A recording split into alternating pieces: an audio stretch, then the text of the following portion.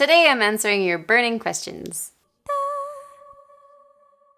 Hello friends, if you're new here, welcome! I'm Anne, a holistic health coach, and this is Veggie Magnifique, your go-to for holistic wellness and healthy vegan lifestyle. And today we're doing a video that's a little bit different.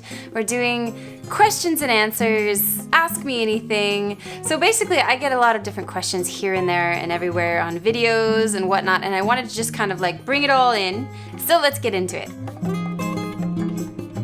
So first question. How long do you practice yoga every day? Okay, yes, I do practice yoga every day, almost every day, maybe like twice a month it doesn't happen, which, you know, always ends up being a bad day. But the key, I think, to my daily yoga practice is consistency. So it's this idea where if you do just a little bit every single day, it's way better than, say, doing like 2 hours on the weekend. So I really make it a routine and a ritual for my life. So I practice between 15 minutes and like 45, sometimes an hour. On the days where I'm super busy and I'm running late, I'm obviously gonna be practicing around 15, you know, maybe 10, just to move, just to wake up. But generally speaking, it's about 40. I try to do about 40. And the thing is that obviously yoga is a wonderful practice to get your body moving, but it's also meditation, it's also breath work. So it's kind of a centering practice to do in the morning. So I try to make sure that I'm doing some sort of element of, whether it's meditation or visualization, affirmations, those kinds of like empowering rituals to kind of prime your day, right? So that's a really big non-negotiable for me in my life, is my morning routine, and a big part of that is making sure that I'm doing my yoga. So remember, consistency is key, and that, you know, when you make something a routine, that's when it happens, right? That's really when it happens. When you study the science of habits, you realize that unless it's a routine, you have to use willpower every day to ask yourself, well, should I exercise or should I not exercise? And it's just this battle, this decision fatigue. Whereas obviously when you create a habit, then you don't really think about it. You just do it. You just do it. You do it every day. And love my yoga practice in the morning. Next question. How do you organize to have several jobs, and what are they? Okay, so many of you may know that I am a voiceover artist. So that is one of my jobs, one of my many jobs that I have been doing for over 20 years. That's my like long-standing career, and I love it. And I've done it in studios for many years, but now I have a home studio. Now that we are settled in New Hampshire, my husband helped me to build a home studio, so I'm able to work from home, which is amazing, and that's a big job of mine. Also, over the years, I've been working with a limited number of health coaching clients. Nothing on a big scale or anything, but that could change in the near future. So also, obviously, I do Veggie Magnifique, which is a business, and working on getting it to be more of a profitable business, you know, but it takes some time. And so then I'm working on partnerships, and then I have, you know, affiliate links. If you click something in the comments box that has a little asterisk, I might get a couple cents. Thank you if you do.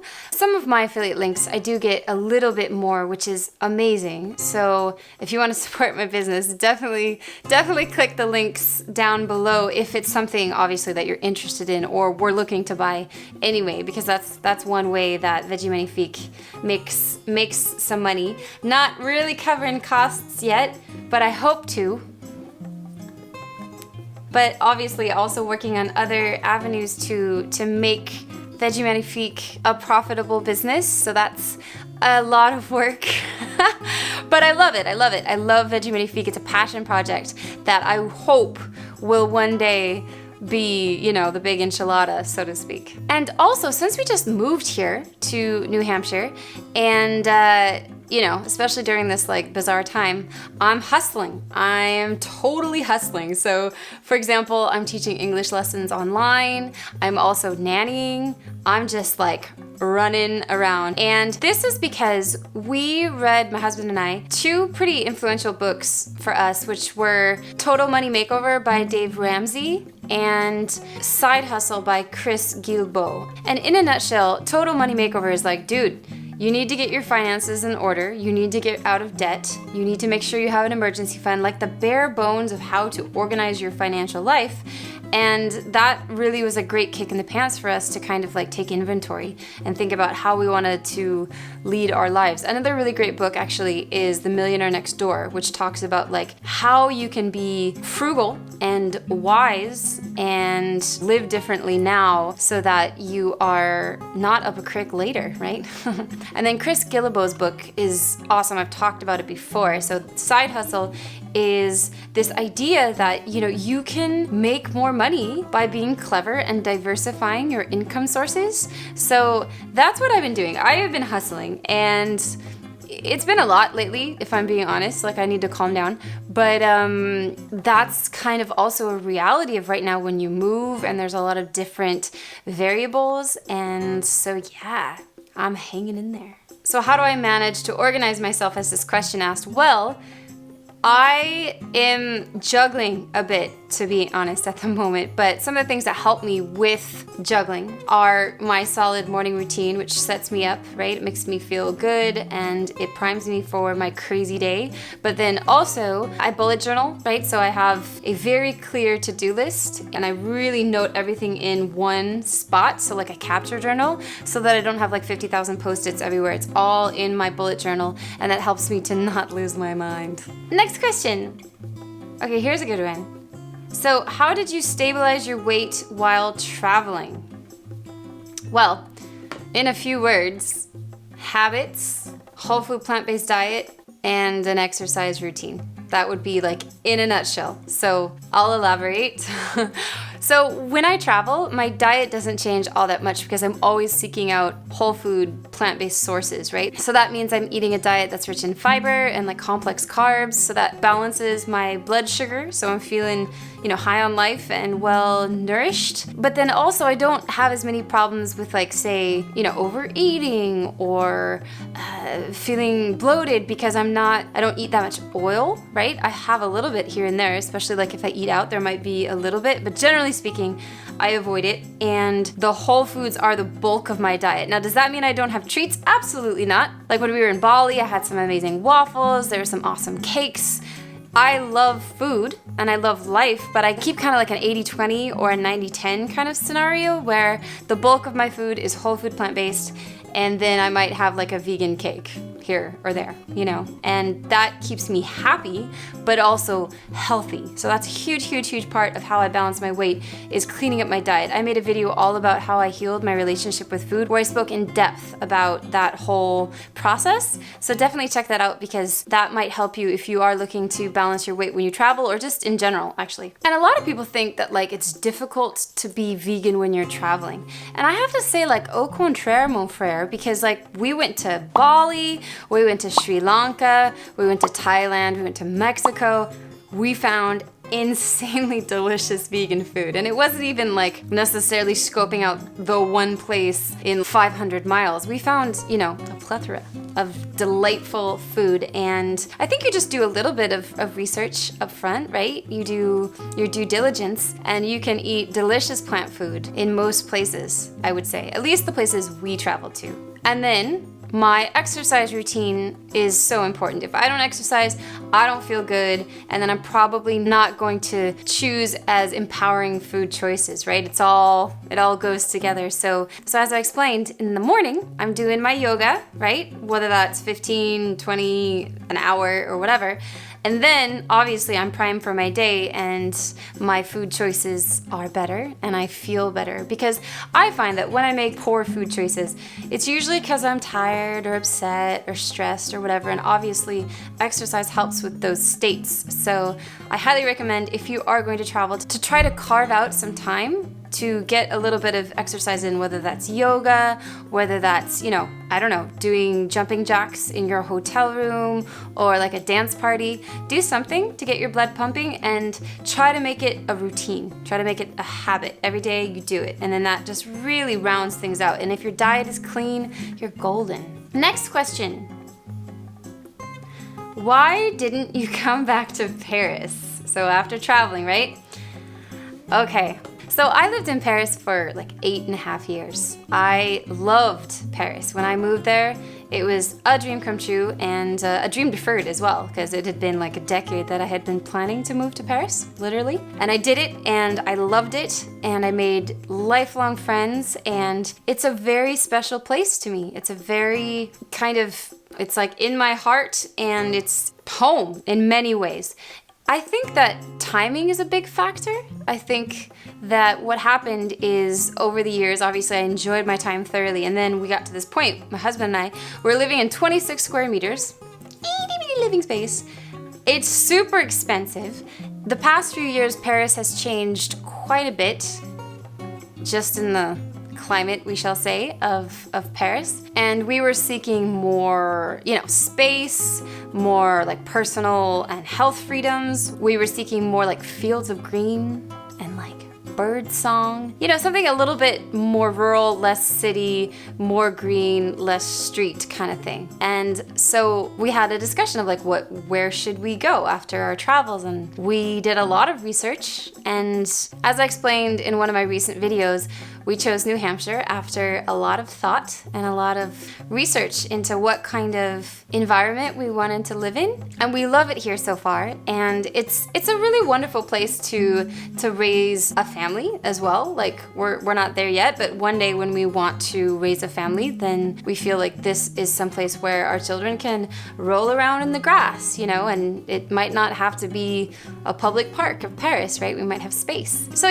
cost of living, the day-to-day quality of life, and the just ins and outs. And I think you have to find the shoe that fits. I really do. I think that some people might not resonate with what I'm saying, and that's fine. That's why the world is vast and there's so many different places to live.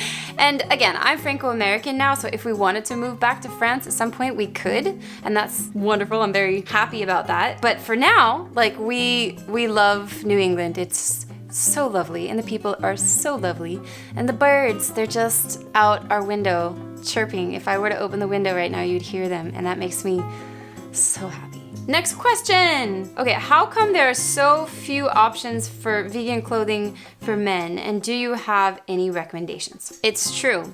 It's so true. There is a dearth of vegan clothing for men, sadly, but that could change, and I hope it will. And I think there are a few reasons for that. I think, say food tech, for example, the innovation is, off the charts, and there's so many things coming out, right? But clothing is a little bit more complex, right? Because you can't just plasticize everything. You want to find something sustainable, and there's so many different parts of fashion, right? You should definitely watch the documentary, The True Cost, which, is heartbreaking, but you gotta know what's going on in, the fashion industry. And so that's a huge part of, I think, the challenge that the fashion industry faces on how do we create vegan clothing that is sustainable and not just all plastic, that is, maybe using recycled fabrics, and also something that's fashionable and affordable, right? And there's not very many brick and mortar shops for vegan clothing either, which makes it even more difficult because you can't try things on. So it is a challenge. It is a challenge to find vegan men's clothing. One thing I will say is that Will's Vegan Store, so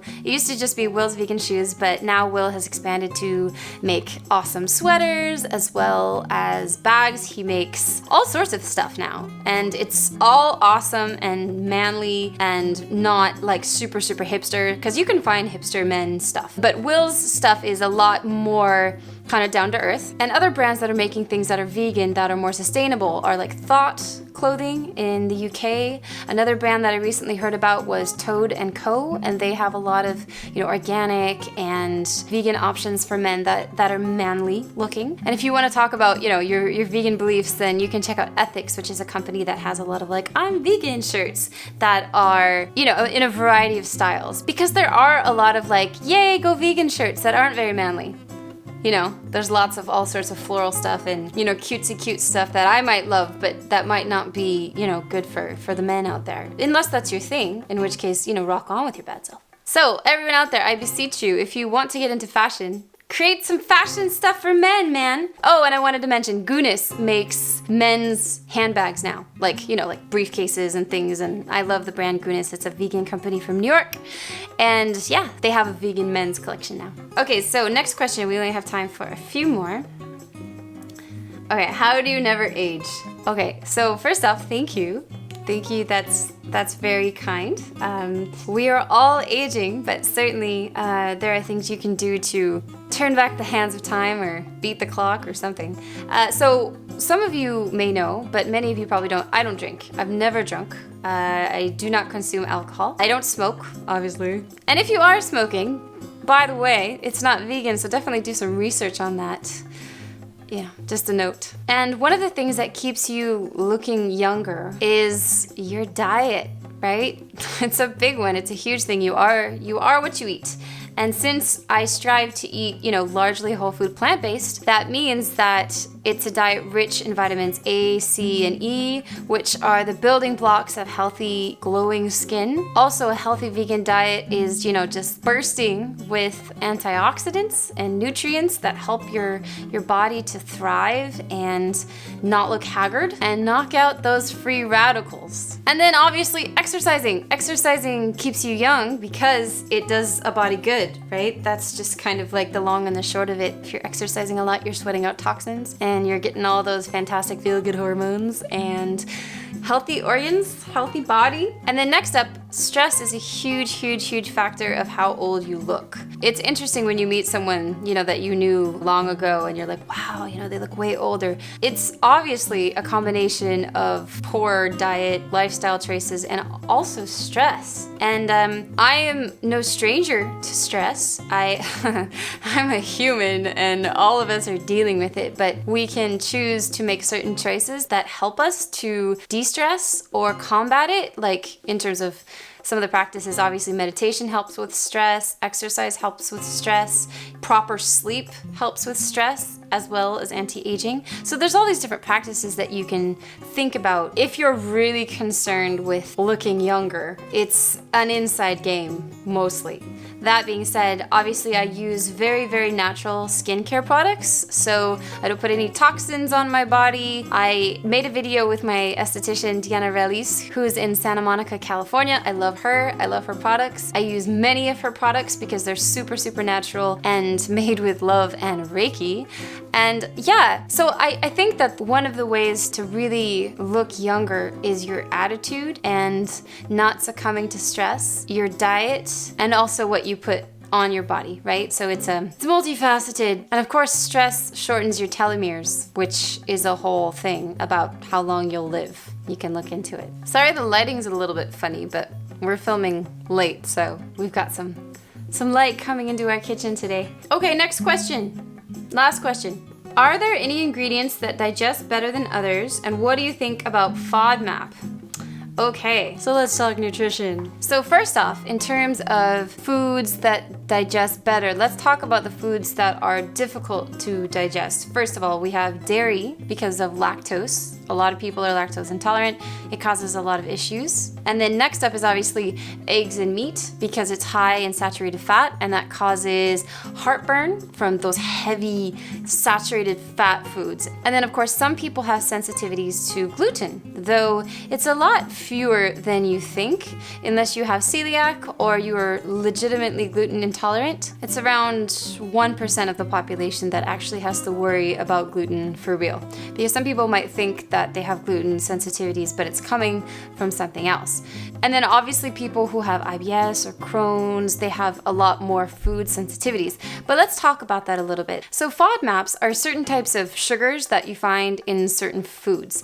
And so a lot of people will adopt a low FODMAP diet in order to experience relief from their digestion symptoms, right? But that's the real issue with the low FODMAP diet, is that it could help them relieve their symptoms, but it's not necessarily going to cure the root cause of why they're experiencing indigestion in the first place. So do they have SIBO? Do they have candida? Do they have a history of taking a lot of antibiotics that screwed up their gut flora? Are they in a state of constant stress all the time that wreaks havoc on your digestion? So the key here is to not just avoid the cause that trigger indigestion. Again, it's about getting to the root cause. Now, how do you get to the root cause of your digestive issues? So you need to heal the gut flora. You need to heal the microbiome of your gut. Some people are able to do that by going on an elimination diet, right? Which essentially is, eliminating a lot of different trigger foods and then slowly doing research to see which foods actually cause the problem. But then also, adding in more fermented foods into your diet can really help with your microbiome in your gut. Obviously, cutting out processed foods, obviously cutting out the foods that I initially mentioned that are really difficult for your body to digest. So drastically reducing or eliminating entirely animal foods is a great idea because they're filled with endotoxins. And then obviously doing some tests, right? Do you have celiac disease? Do you have candida? I think if you're really experiencing chronic digestion issues, it would be a good idea to see someone about it, to see a professional. I highly recommend Veggie Man. He's in the UK. I will link him below. He works with a lot of people who have digestive issues, and he is a plant-based nutritionist who is healing lots of different people from their gut issues. He's like the go-to guy for that, so highly recommend Veggie Man. To answer your question, a low FODMAP diet is you're avoiding certain foods in the hopes that it will reduce your symptoms. But there is a slew of different things that you have to avoid on a low FODMAP diet. So my question to you is it worth it to just keep not triggering your symptoms, or would you do well to kind of get to the bottom of why, right? And I think sometimes you just have to bite the bullet and you just have to go and see someone and get to the bottom of it, and they can accompany you with maybe an elimination diet or doing tests to really find out some answers. Test, don't guess, right? If you're plagued by digestive issues, it's not something that reading Google articles about is necessarily going to do the trick. So that's all we have time for, to leave on a note of gut health. Also, something I wanted to let you know about, if you don't know already, is that you can order groceries from home so that you don't have to go wait in lines at the store in unpleasantry. You can just go to Thrive Market in the United States or Smart Fooding in France and Spain, and they're awesome companies that have vegan products so that you can order from the comfort of your home, get goodies delivered to your door, and I swear it makes all the difference in your quality of life at the moment. So I highly recommend those companies, and you can check my links down in the comments. So thank you guys so much for watching, for tuning in to this question and answer Ask Me Anything. If you would like to see more of these kinds of videos, definitely let me know in the comments below. I always love it when you leave a comment regardless, letting me know what you thought of the video, if there was something that you learned from it or something that you'd like to see in a future video, let me know. Also, if you haven't subscribed yet, go ahead and click that red button. It's free. And hit the notification bell so that you get a notification every time I post a new video. Thank you guys so much for watching and for tuning in and for supporting holistic health and Veggie Magnifique. I really appreciate it, and I will see you in my next video. Bye. Have you ever thought about studying holistic nutrition? Maybe it's been on your mind for a while? Well, as many of you know, I studied holistic nutrition at the Institute for Integrative Nutrition, also called IIN, and it totally changed my life, and it was also very integral in the creation of Veggie Magnifique. So some of the reasons I really love the program are, in the end, you end up working in an industry that's in line with your heart and your values, plus you can own your own business or side business. You also improve your health and well-being, and then the health and well-being of your clients and also your family. And plus you can work from anywhere, and the program of course can be done from anywhere in the world. But studying at IIN goes way deeper than just diet and nutrition, and that's actually why I really loved it. To learn more, you can check the referral link down in the description box, and that will also lead you to the best deal that they currently have on offer.